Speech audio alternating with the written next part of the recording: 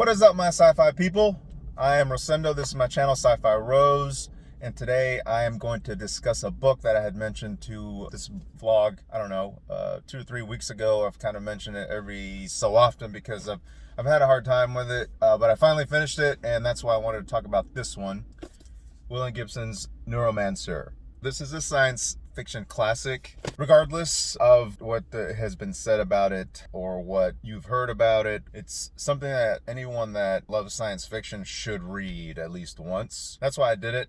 For a while, I did have a hard time getting through it. I'll kind of explain a little bit more. Ultimately, I'm glad I finished it because now that I have had time to reflect on it, I really felt a connection to it and felt like it was really one of my favorite books that I've read so far this year. So I'm glad that I finished it, and now that I'm able to chat with you about it, just something that you just have to pick up and read. What Gibbs does with this story is Gibson. I call him Gibbs. But anyways, what he does with this is follows a pretty easy plot from the beginning to the end. That part's not the issue. What he does to make it more difficult for readers, not necessarily for him and his thoughts and his ideas and what he decides to put down on paper and how it makes sense to him, that's different. But how we see as a reader is he makes up words, a lot of them.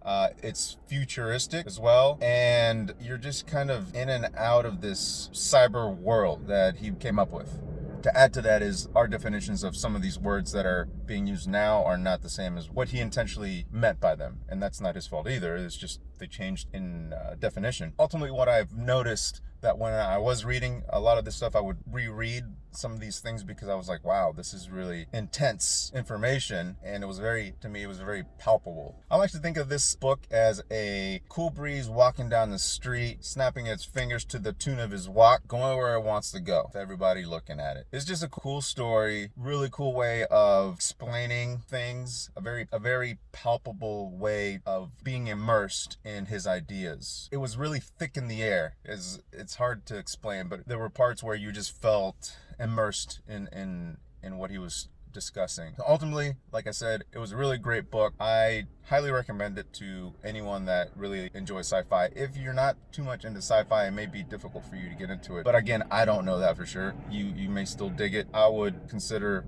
reading it if you're not into science fiction. I will be reading more of Gibson. I actually ordered another book. I can't remember the name right now, but it was recommended to me by a guy I follow on Instagram. I have the same gram, sci-fi.rose. I will be looking at that. I don't know exactly when, but I will have that in my possession here in a couple days, and we'll eventually get to it because I did really like his style, and I want to keep going on that crazy roller coaster of his. With that said, done with Neuromancer. I am still working on Dune, and so far it's been a really good story.